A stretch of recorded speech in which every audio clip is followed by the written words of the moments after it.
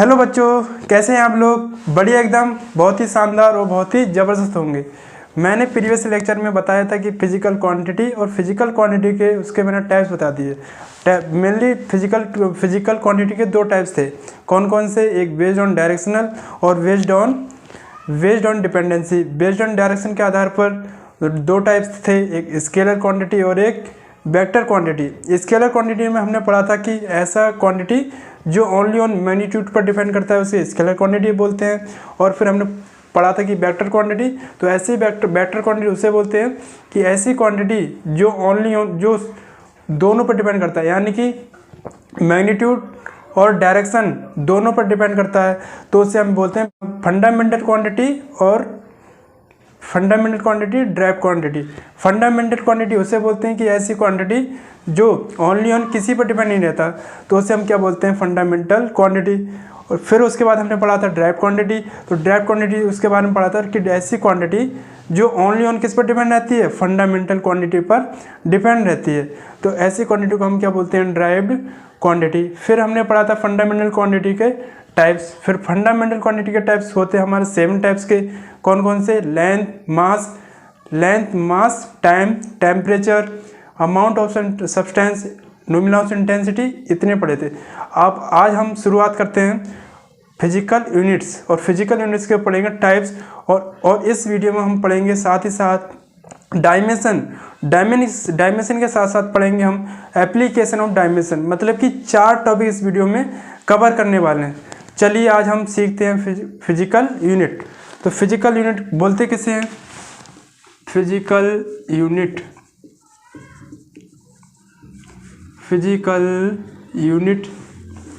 तो physical unit उसे बोलते हैं जैसे ऐसी यूनिट जो किसी भी फिजिकल क्वांटिटी को मेजर करती है, किसी भी फिजिकल क्वांटिटी को मेजर करती है, उससे हम फिजिकल यूनिट बोलते हैं। जैसे लेंथ है, तो लेंथ का जो यूनिट होता है वो किस में मेजर करते हैं? हम लेंथ को मेजर करते हैं मीटर में। तो जो मीटर है वो किसका यूनिट है? हमारा लेंथ का यूनिट है। जैसे मैंने बोला मास, तो मास को हम किस में मेजर करते हैं? केजी में। तो केजी है जो, वो किसका यूनिट है? वो हमारा हो गया मास का। यानी कि ऐसी क्वांटिटी जो क्या मेजर करती है? किसी भी चीज़ को, मतलब कि फिजिकल क्वांटिटी को मेजर करती है, उससे हम क्या बोलते हैं? Physical unit. फिर फिजिकल यूनिट के हम पढ़ेंगे अब टाइप। कौन कौन से टाइप होते हैं? Types of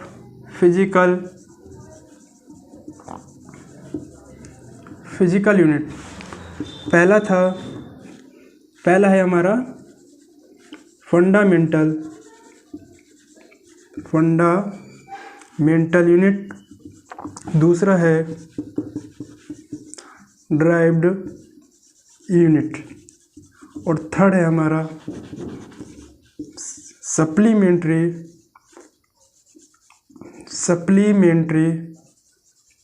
unit. Fundamental unit जैसे हमने वहाँ पर वहाँ पर हमने पढ़ा था फंडामेंटल क्वांटिटी। और फंडामेंटल क्वांटिटी हमने क्या पढ़े थे? कि ऐसी क्वांटिटी जो किसी पर डिपेंड नहीं करती है। तो वो हमारे 7 टाइप्स के थे। कौन कौन से थे? एक था हमारा लेंथ, मास, टाइम, टेम्परेचर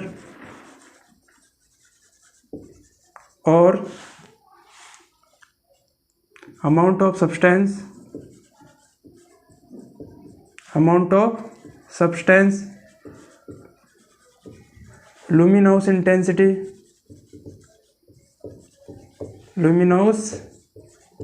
इंटेंसिटी। ये हमारे कितने हो गए? और कितने होगा? 1 2 3 4 5 6 7 1 2 3 4 5 6 एक और बचा। क्या बचा? Electric current. ये हमारे क्या हो गए? Fundamental quantity. और फंडामेंटल क्वांटिटी क्या हम लिखने जा रहे हैं? क्या? Fundamental unit. इसका जो यूनिट होगा वो होता है हमारा मीटर। मास का क्या होता है? केजी। टाइम का सेकंड, टेम्परेचर का केल्विन, अमाउंट ऑफ सब्सटेंस का मोल, लुमिनस इंटेंसिटी का कैंडेला, कैंडिला, CANDELA कैंडिला।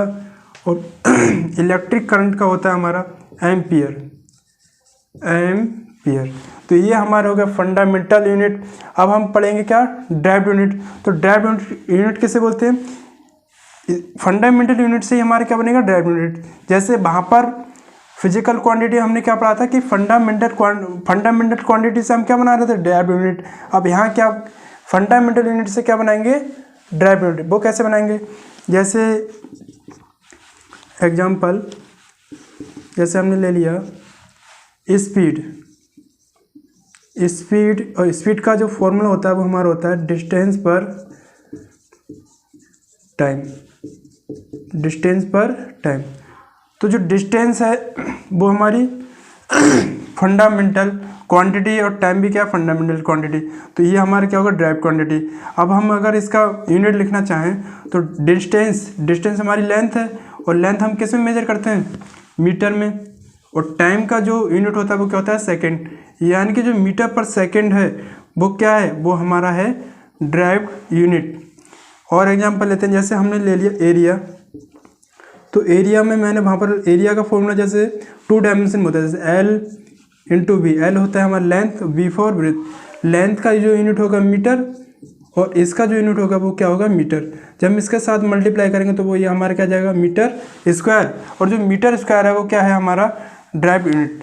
अब हम पढ़ेंगे क्या, सप्लीमेंट्री यूनिट। तो सप्लीमेंट्री यूनिट हमारे 2 टाइप्स के होते हैं। पहला एक स्टेरेडियन और एक रेडियन। एक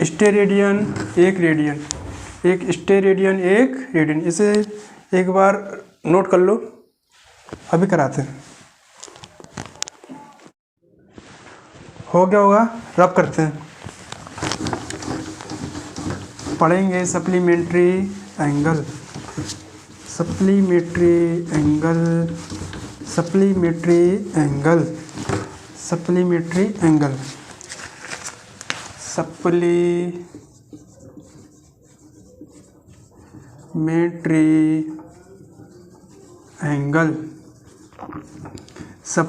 एंगल हमारे 2 टाइप्स के थे।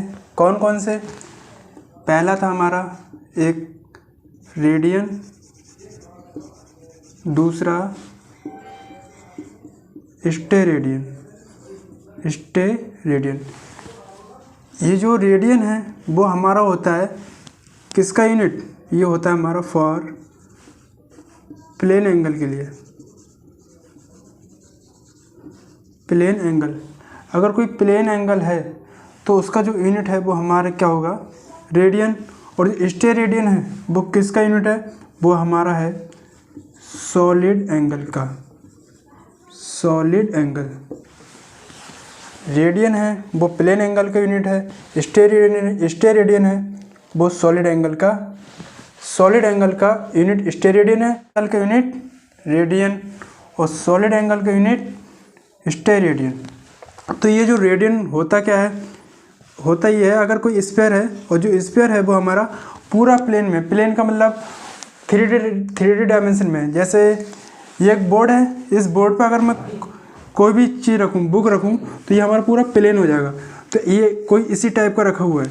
अगर यहाँ से एक सर्कल है, सर्कल का सेंटर O है, यहाँ से रेडियस R हो गई, और इस रेडियस के कारण एक चाप खींचते हैं तो ये जो चाप होती है वो रेडियस के इक्वल होती है। अगर ये जो हमारी आर्क है लेंथ और जो रेडियस R है वो आपस में जब बराबर होती है तभी हमारी जो डेफिनेशन आती है, क्या आती है, किसकी आती है, 1 स्टेरेडियन। मतलब कि अगर कोई वाई आर्क के द्वारा एंगल थीटा बनना है,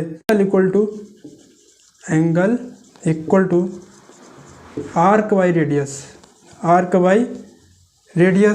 आर्क हमारा लेंथ है, रेडियस R है। क्वेश्चन में पहली बोल रखा है कि लेंथ वो किसके इक्वल है, रेडियस के। अगर यहाँ की लेंथ की जगह हम R रखें और R तो पहले से ही है, तो ये जो हमारा आ जाएगा, तो जो एंगल आएगा वो एंगल आएगा हमारा 1 रेडियन। तो 1 रेडियन कैसे डेफिनेशन बनी, अगर किसी सर्कल से रेडियस के रेडियस से हम एक आर्क खींचें और जो आर्क खींचेंगे वो किसके इक्वल होने चाहिए, रेडियस के। तो जब रेडियस आर्क के इक्वल हो जाती है तब वो आता है हमारा 1 रेडियन। और जो सॉलिड एंगल होता है वो कैसे होता है, एक स्फीयर है और स्फीयर से एक कोन काटो, स्फीयर तो हमारा सॉलिड होता है। तो अगर हम यहाँ से कोन टाइप्स का यहाँ से एक कैविटी कर लें, कैविटी मतलब निकाल लें, तो इस वाले एंगल को ही हम बोलते हैं क्या, सॉलिड एंगल। इस वाले एंगल को बोलते हैं सॉलिड एंगल। और सॉलिड एंगल को शो करते हैं डी ओम से, और फॉर्मूला हमारा ये डी ओम से करते हैं। और ये आया कैसे है, इसका भी एक डेफिनेशन कैसे निकलेगी, एक स्टेरिक यूनिट की, वो कैसे निकलेगी। इसका जो एरिया है, कौन सा एरिया, ये वाला एरिया जो हम निकालेंगे सॉलिड एंगल से, ये वाला एरिया वो किसके इक्वल होगा, रेडियस के स्क्वायर के बराबर होगा। रेडियस के स्क्वायर के बराबर मतलब कि पूरा जो एरिया है वो ए है, तो इतना सा जब हम एरिया निकालेंगे डी ए, तो जो डी ए होगा वो रेडियस के स्क्वायर के बराबर होगा। जब ये इसके बराबर हो जाएगा तो हमारा ये जो डेफिनेशन आ जाएगी, क्या आ जाएगी, एक स्टेरेडियन। तो हमारा जो फॉर्मूला क्या आएगा यहाँ से, इसका फॉर्मूला होता है डी ए अपॉन आर का स्क्वायर। कंडीशन पहले बोल रखी है कि आर स्क्वायर किसके बराबर, डी ए के। जब ये बराबर हो जाएगा यानी कि डी ओम बराबर डी ए, और आर स्क्वायर जगह हम रख सकते हैं डी ए, 1 मार में कट जाएगा। तो डी ओम बराबर 1 स्टेरेडियन, 1 स्टेरेडियन। तो जो स्टेरेडियन है वो किसका यूनिट है, सॉलिड एंगल का। और जो रेडियन है वो किसका यूनिट है, प्लेन एंगल का। ये जो आया है 1 रेडियन, वो कैसे आया है, अगर कोई रेडियस, अगर एक सर्कल है, एक सर्कल से एक हम आर्क खींचें और आर्क किसके इक्वल रखें, रेडियस के इक्वल रखें, तो वो हमारा क्या आ जाएगा, 1 रेडियन।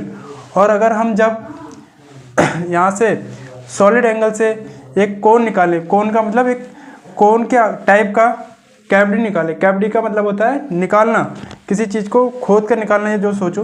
तो यहाँ से हमने एक निकाल लिया, इतना पार्ट निकाल लिया, तो जो इसका एरिया है वो रेडियस के स्क्वायर के बराबर होता है। जब ये रेडियस के स्क्वायर के बराबर हो जाएगा तो हमारा ये डेफिनेशन आ जाएगा, किसका आ जाएगा, 1 स्टेरेडियन का।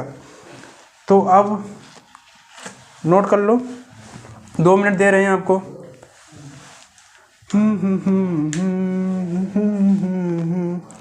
ला ला ला ला ला ला supplementary angle, radian, plane angle, plane angle, plane angle, solid angle, solid angle. रब करें, हो गया होगा,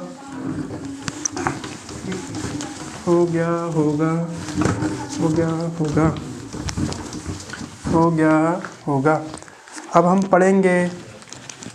पढ़ेंगे क्या, डायमेंशन।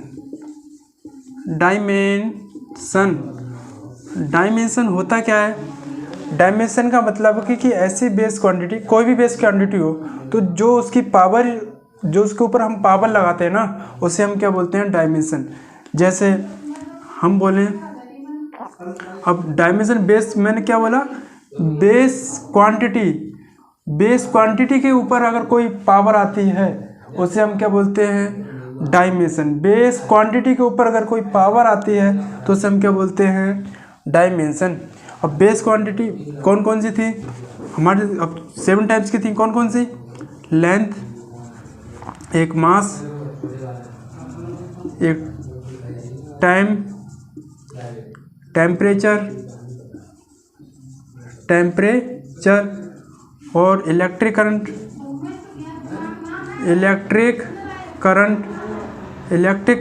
और अमाउंट ऑफ सब्सटेंस और सातवां है क्या, लुमिनस इंटेंसिटी। तो इसमें हमें ओनली 3 देखना है। कौन से 3 क्वांटिटी, लेंथ को किससे मेजर करते हैं, लेंथ को मेजर करते हैं मीटर से, लेकिन जो इसका सिंबल होता है लेंथ का, वो हम रखना, इसमें रखना हमें कैपिटल L। और जो M फॉर मास, इसमें रखना है कैपिटल M। और T फॉर टाइम, यानी कि ये जो फॉर्म बनेगी, वो किस टाइप में बनेगी डायमेंशन की, ये फॉर्म बनेगी हमारी MLT में। तो MLT की पावर जितनी भी पावर आएंगी उसे हम क्या बोलते हैं, डायमेंशन। जैसे एक एग्जांपल कर लेते हैं, जैसे मैंने बोला फोर्स, तो फोर्स का हमने पता है, फोर्स होता है मास इंटू एसिलेशन,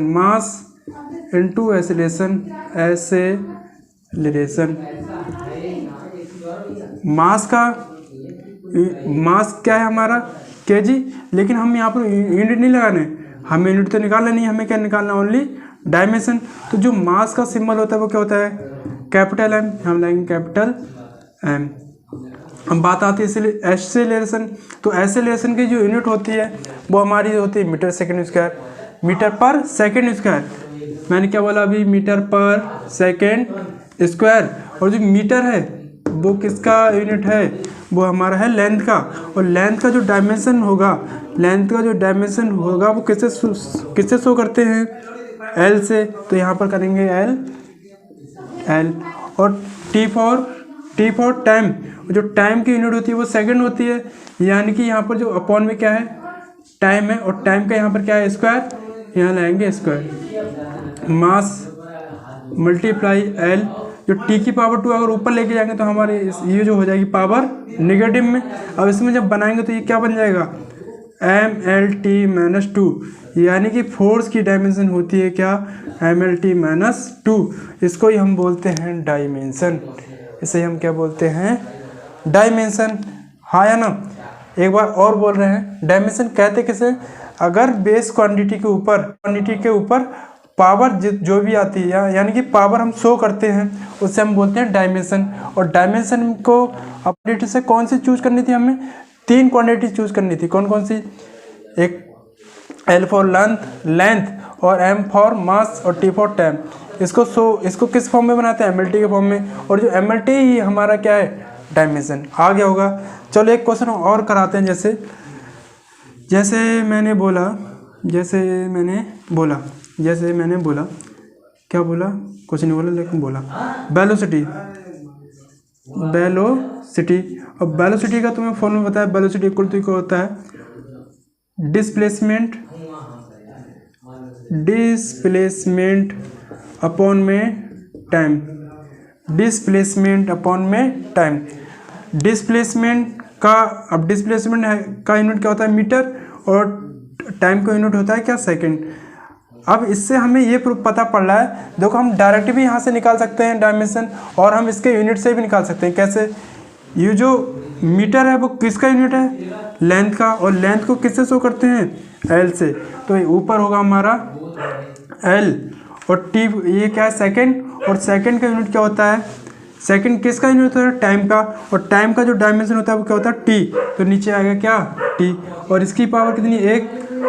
ऊपर तो L रहा, इसकी जो पावर है वो नेगेटिव, ऊपर लेके जाएंगे तो नेगेटिव में चले जाएगी, यानी कि T की पावर -1। ये हमारा आ गया वेलोसिटी का डायमेंशन। इतनी बात क्लियर हो। दिखाने जाएंगे हम क्या, जो हमारे जे मेंस में या नीट में या अदर एग्जाम जैसे एनुअल, हाफ ईयरली एग्जाम में फॉर्मूले बेस्ड क्वेश्चन आते हैं।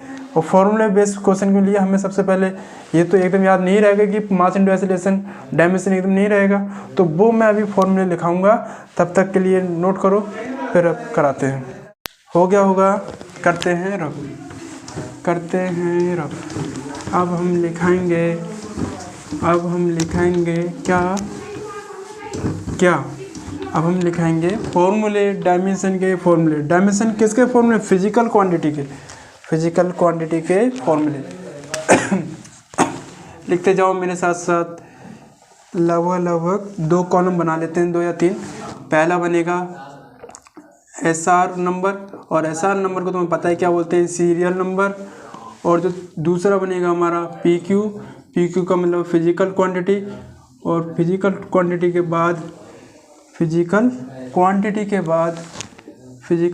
के बाद हम बनाते हैं SI यूनिट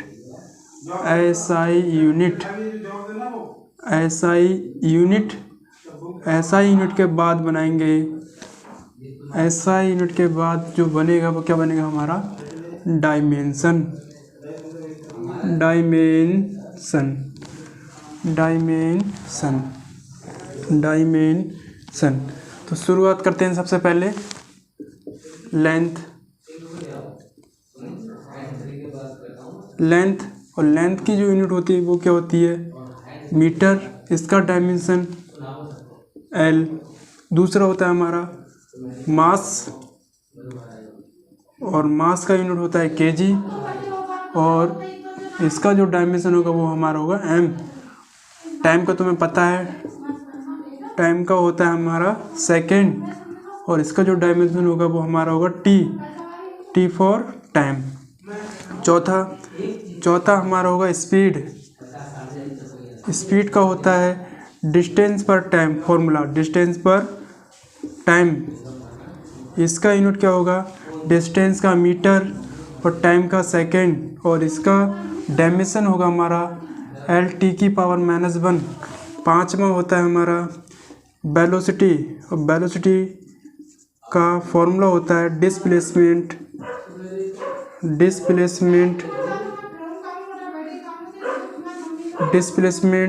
अपॉन में टाइम, और इसका यूनिट होगा मीटर पर सेकेंड। मीटर पर सेकेंड इसका भी यूनिट क्या होगा LT-1। अब देखो दोनों की यूनिट सेम है, जब दोनों की यूनिट सेम है स्वाभाविक सी बात है तो इसका डायमेंशन भी क्या होगा सेम होगा, हाँ या ना। यानी कि इससे ये क्या पता पड़ रहा है, इससे ये पता पड़ा अगर कोई किसी के भी अदर क्वांटिटी अगर एक दूसरे के, जैसे मान लो एक क्वांटिटी ए है एक क्वांटिटी बी है, इन दोनों के डायमेंशन अगर इन दोनों के यूनिट सेम आती है तो स्वाभाविक सी बात है इनका डायमेंशन भी क्या होगा।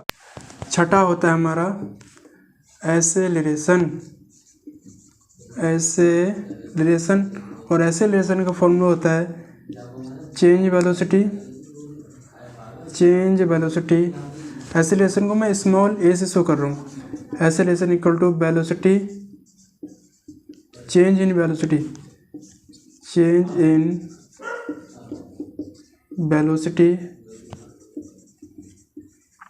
और अपॉन में टाइम इंटरवल।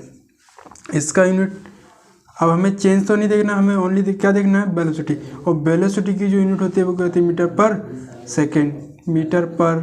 सेकेंड, और टाइम का क्या होता है सेकेंड। अब यहाँ पर 3 अपॉन है 1 2 3, और 3 वाला जो होगा वो 2 से मल्टीप्लाई होता है यानी कि मीटर पर सेकेंड स्क्वायर। अब इसके हिसाब से हम लाएंगे क्या डायमेंशन, तो एम फॉर मीटर क्या एल, और नीचे क्या टी का क्या स्क्वायर। जब इसको ऊपर लेके जाएंगे तो हमारे क्या बन जाएगा एल टी की पावर -2, और सातवां है क्या हमारा, सातवां हो गया फोर्स, और इसका होता है मास इंटू एसेलरेशन। इसका यूनिट क्या होगा, मास का होता है केजी डैश, एसेलरेशन का होता है मीटर पर सेकेंड स्क्वायर। तो ये जो हमारा यूनिट होगा क्या आएगा एम और मल्टीप्लाई में क्या है एल, और टी की पावर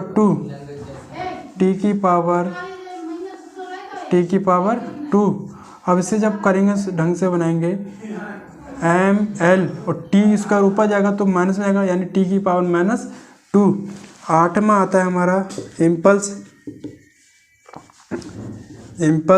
और इम्पल्स का फॉर्मूला होता है F.Δt। एफ है हमारा फोर्स, तो फोर्स का यूनिट क्या होता है केजी, ये हम डायरेक्ट ऐसा यूनिट लगाते हैं। फोर्स का ऐसा यूनिट क्या होता है न्यूटन, यहाँ पर लाएंगे न्यूटन। टाइम का होता है सेकेंड।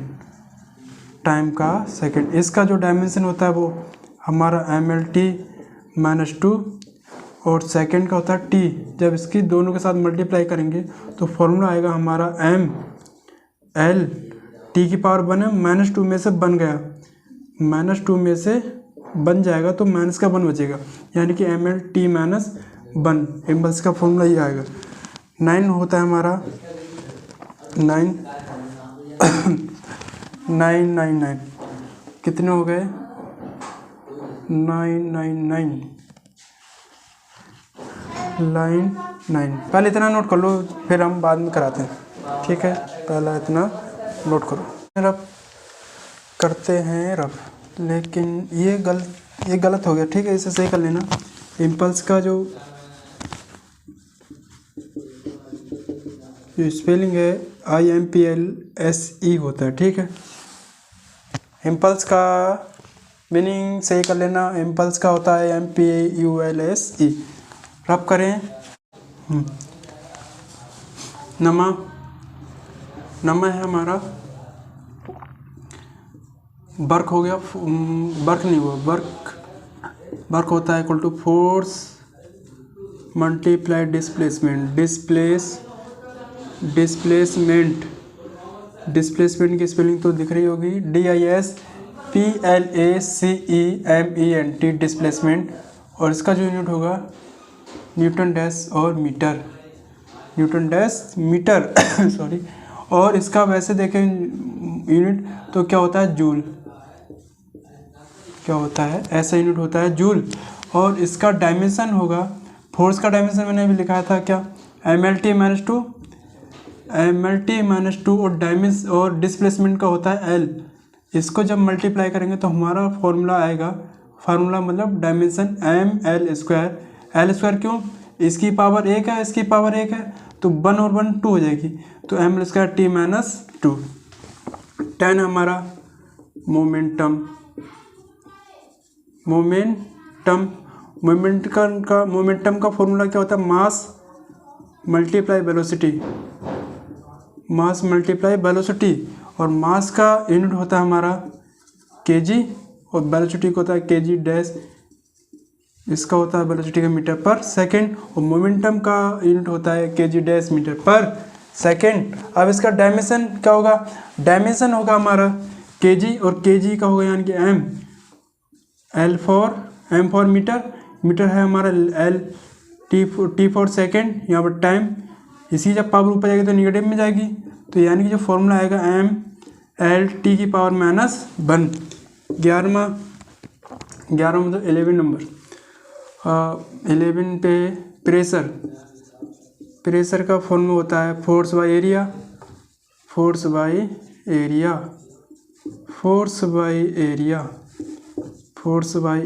फोर्स का डायमेंशन होता है न्यूटन, वैसे इसका होता है ऐसा यूनिट पास्कल। और फॉर्मूले का अकॉर्डिंग देखें तो फोर्स का होता है न्यूटन, और एरिया का होता है metre square, Newton upon metre square. इसका डायमेंशन कैसे निकलेगा, फोर्स का डायमेंशन MLT के पावर -2, और एरिया का होता है L²। एरिया का क्या होता है, L²। बताया था एरिया का क्यों होता है, एरिया होता है हमारा L लेंथ इंटू ब्रेथ, और लेंथ होता है हमारा क्या, मीटर, और ये ब्रेथ होता है हमारा मीटर, तो हमारा बन जाता है मीटर स्क्वायर। यानी कि जो ओनली ये मीटर है वो किसकी यूनिट है, लेंथ की, तो ये जो डायमेंशन आएगा हमारा क्या होगा, L²। तो यहाँ पर देखो M, अगर इस पावर को ऊपर लेके जाएंगे तो माइनस में जाएगी, -2 में से 1 घटाएंगे तो कितना बचेगा, -1, यानी कि L की पावर -1 और T-2। तो प्रेशर का डायमेंशन ML-1 और T-2। 12वां हम लिखा था स्ट्रेन, और स्ट्रेन का होता है हमारा चेंज इन लेंथ।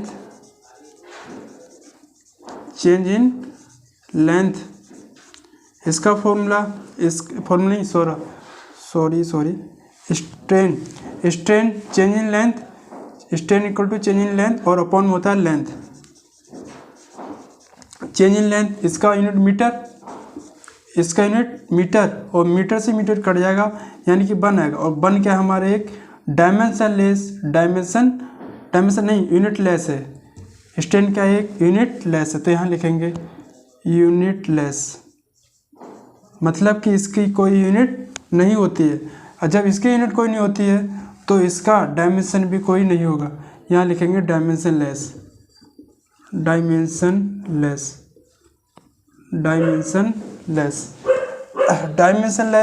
और 13 नंबर पे स्ट्रेस, और स्ट्रेस का हमारा फॉर्मूला होता है फोर्स बाय एरिया।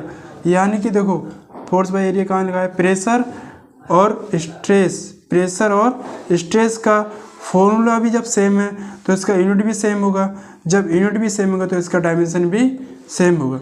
यानी कि फोर्स का डायमेंशन ये नहीं लगाना, ये तो हमारा प्रेशर का बेस ऐसा यूनिट है, हम ये वाला देखेंगे न्यूटन पर मीटर स्क्वायर। इसका डायमेंशन लगाएंगे तो डायमेंशन क्या होगा, फोर्स का डायमेंशन ml/t की पावर -2 और मीटर स्क्वायर है तो यहाँ पर होगा l स्क्वायर। जब इसे ऊपर लेके जाएंगे तो यानी कि जो डायमेंशन फॉर्मूला बनेगा हमारा ml-t-2, ml-t-2। देखो डायमेंशन भी सेम, ऐसा यूनिट भी सेम और फॉर्मूला भी सेम, मतलब कि फॉर्मूला सेम है तो उसके यूनिट भी सेम होंगी, जब यूनिट भी सेम होंगी तो उसके डायमेंशन भी सेम होंगे। 14वां 14 नंबर पे जैसे यंग मॉडुलस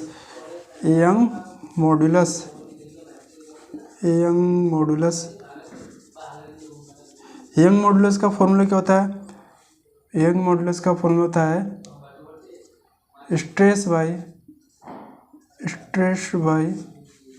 स्ट्रेन। स्ट्रेस का फॉर्मूला ये होता है, लेकिन हमें यूनिट निकालना है तो इसका यूनिट क्या होता है न्यूटन अपॉन मीटर स्क्वायर, और स्ट्रेन का कोई यूनिट है नहीं है, तो इसका जो यूनिट आएगा वो जो न्यूटन पर मीटर स्क्वायर आएगा वो किसका यूनिट आएगा, वो आएगा हमारा यंग मॉडुलस का जो यूनिट आएगा। तो इसका जो हमारा डायमेंशन आएगा, इसका यूनिट देखो कहाँ सेम आ रहा है, ये सेम आ रहा है, मतलब कि प्रेशर स्ट्रेस के बराबर था, बराबर का मतलब डायमेंशन बराबर थी, जब डायमेंशन बराबर थी तो उनके यूनिट बराबर थी। इसी प्रकार यंग मॉडुलस का भी क्या होगा, डायमेंशन भी बराबर हो साथ ही साथ यूनिट भी बराबर थे, यूनिट भी ये बराबर हैं और ये बराबर हैं। इसी प्रकार इनके डायमेंशन भी बराबर होंगे, ml-1 और t-2। पहला इतना लिख लो, बाद में अभी लिखाते हैं। लो लो लो लो लो सॉरी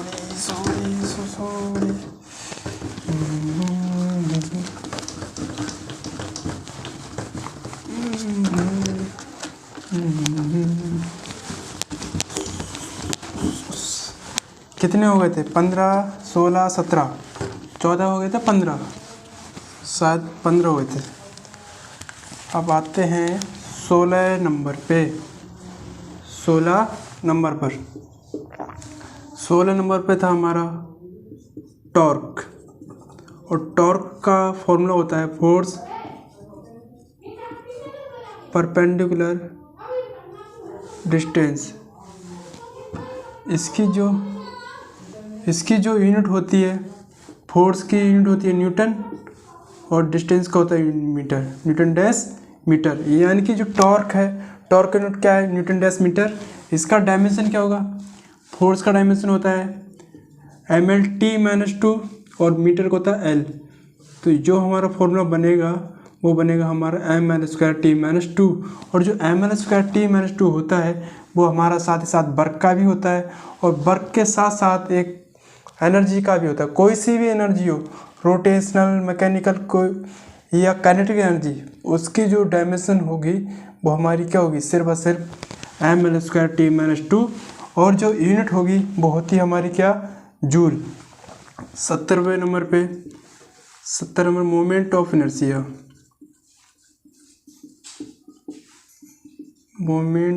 इनर्शिया।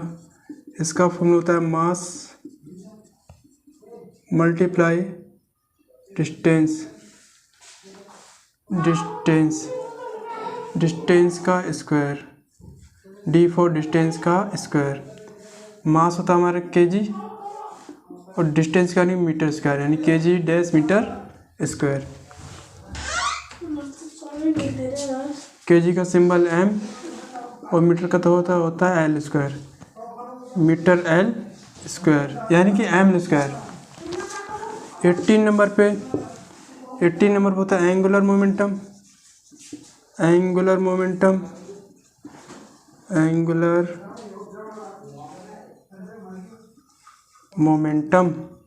इसका फॉर्मूला होता है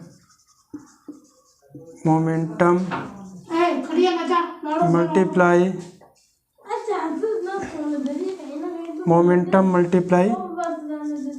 डिस्टेंस।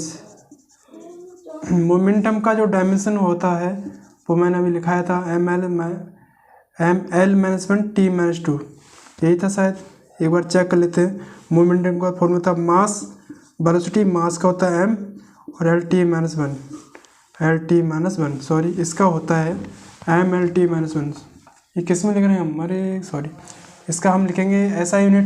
मोमेंटम का था kg/मीटर/सेकंड और डिस्टेंस का होता है मीटर, तो इसका जो यूनिट आएगा kg/मीटर/सेकंड और साथ ही साथ इसका जो डायमेंशन आएगा वो हमारा क्या आएगा ML² T-2। क्यों? M फॉर मास, और मास की यूनिट क्या होती है kg, m क्या है मीटर, और मीटर किसका यूनिट होता है लेंथ का, L² T for time, time का यूनिट क्या होता है सेकंड, और जो ऊपर जाएगा वो T-2 में जाएगा।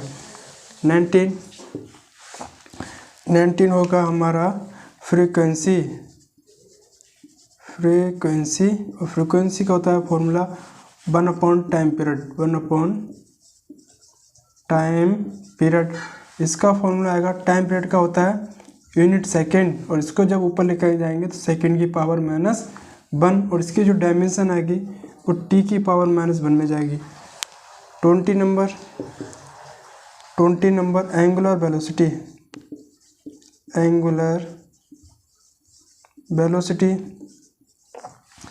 वेलोसिटी का फॉर्मूला होता है लीनियर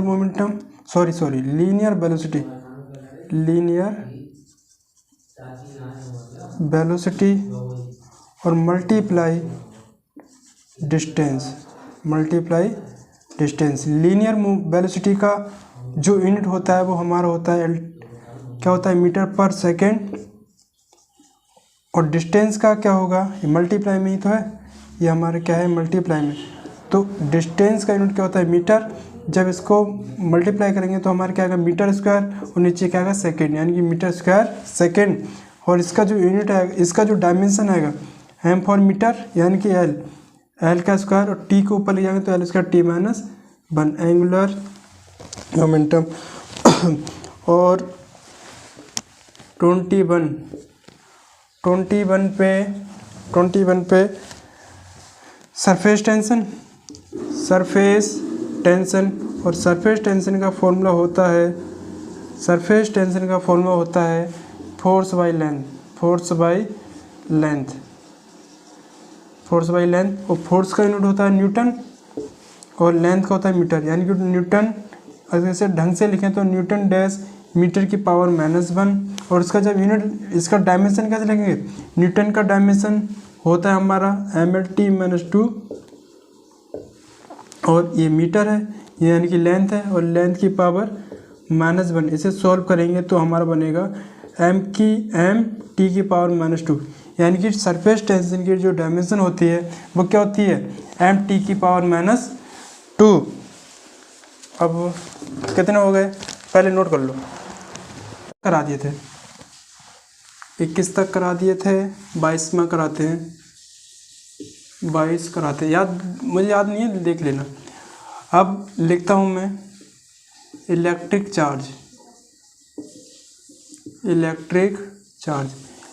चार्ज का फॉर्मूला होता है इलेक्ट्रिक करंट और टाइम। इलेक्ट्रिक करंट का यूनिट होता है एम्पियर, टाइम का होता है सेकंड, यानी कि एम्पियर/सेकंड। लेकिन इसका जो ऐसा यूनिट होता है वो होता है हमारा कूलाम को किससे शो करते हैं, C से। इसका डायमेंशन कैसे निकलेगा, इसका डायमेंशन निकलेगा यूनिट के हिसाब से, एम्पियर है, A फॉर एम्पियर। लेकिन जो A है, एम्पियर क्या है हमारा फंडामेंटल क्वांटिटी है, तो फंडामेंटल क्वांटिटी को हम शो करेंगे A से। और T फॉर सेकेंड है, T फॉर टाइम, और टाइम की यूनिट सेकेंड होती है, यहाँ लिखेंगे T। और साथ ही साथ कूलाम तो वो तो इसका यूनिट होगी। अब इसका जब बनाएंगे तो हमारे क्या आ गई है, हमारा 80 आ जाएगा, यानी कि इलेक्ट्रिक चार्ज का डायमेंशन क्या होता है 80। 23 इलेक्ट्रिक करंट इलेक्ट्रिक करंट तो इलेक्ट्रिक करंट का एम्पियर, वो डायमेंशन वो मैं नहीं लिखा रहा हूँ, वो आप खुद कर लोगे। अब मैं लिखा रहा हूँ electric potential, electric potential, electric potential इसका फॉर्मूला होता है वर्क बाय टाइम, या ओम का नियम से भी हो सकता है, लेकिन उससे वो महंगा पड़ेगा। महंगा का मतलब बहुत टाइम लगेगा। वर्क अपॉन टाइम, वर्क का जो डायमेंशन होता है वो हमारा m²t-2, और नहीं इससे तो गलत हो जाएगा, ओम के नियम से करते हैं। क्या ये v equal to I R होता है ओम के नियम से, v equal to I R. I क्या है करंट, और करंट की जो यूनिट होती है वो क्या होती है, हम इलेक्ट्रिक पोटेंशियल होता है हमारा वर्क अपॉन चार्ज, B बराबर W/Q, work by charge. W इसको जब वैसे फॉर्मूला लिखेंगे तो W/Q होता है, B बराबर W/Q एक रिलेशन किया होगा। ये जो रिलेशन आता है वो किस में आता है, वर्क और पोटेंशियल डिफरेंस में आता है। तो यहाँ पर जो डायमेंशन होगा, जो अगर इसका यूनिट लाएंगे तो क्या लाएंगे, जूल पर कूलाम, और इसका जो SI यूनिट होगा वो क्या होगा हमारा, वोल्ट। इसका डायमेंशन आप कैसे निकालेंगे, ml²t-2 अपॉन कूलाम, और कूलाम जो होता है वो हमारा इलेक्ट्रिक चार्ज है। इलेक्ट्रिक चार्ज का डायमेंशन AT, A और T, यानी कि ml²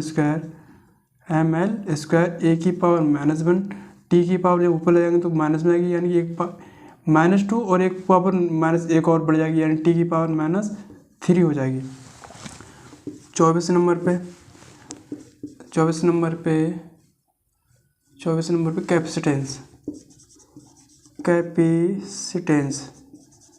कैपेसिटेंस का फॉर्मूला होता है चार्ज बाई पोटेंशियल डिफरेंस या पोटेंशियल। जो चार्ज का यूनिट होता है वो कूलाम, और इसका जो यूनिट होता है वो क्या होता है, वोल्ट। एक ये होता है, लेकिन जो ऐसा यूनिट होता है इसका वो होता है हमारा फैरड। क्या होता है, फैरड।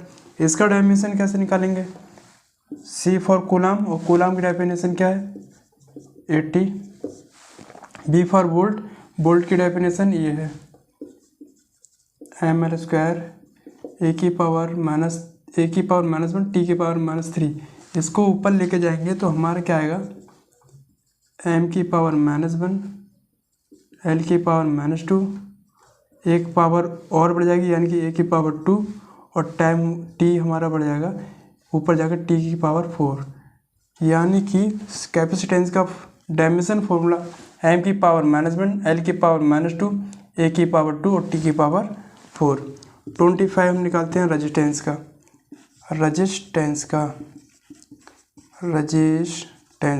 रेजिस्टेंस का फॉर्मूला होता है हमारा क्या, ओम का लॉ से, ओम के नियम से। ओम का नियम क्या होता है, V equal to I R, यहाँ से निकालेंगे तो R equal to B upon I आ जाएगा, यानी कि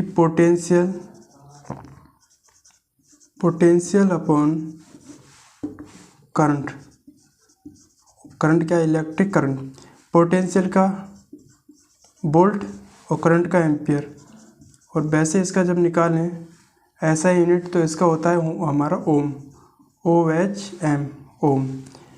इसका डायमेंशन कैसे निकालेगा, पोटेंशियल का जो डायमेंशन होता है, कहाँ लिखाया था मैंने, ये है पोटेंशियल का डायमेंशन ml² A की पावर -3 T की पावर -3 A की पावर -1 T की पावर -3 अपन में क्या एम्पियर।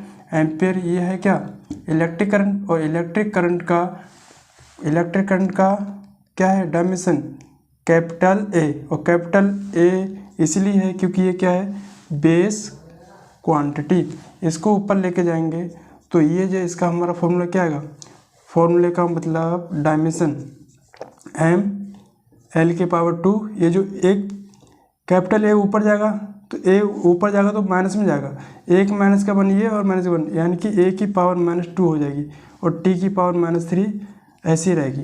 यानी कि रेजिस्टेंस का जो डायमेंशन होता है वो होता है हमारा ml² A की पावर -2 और t की पावर -3। बाकी के और कौन कौन से रह गए, बाकी हमारे कांस्टेंट है, डायमेंशन ऑफ कांस्टेंट, वो हम अगले लेक्चर में करेंगे। आज के लिए इतना ही काफ़ी है। Thank you.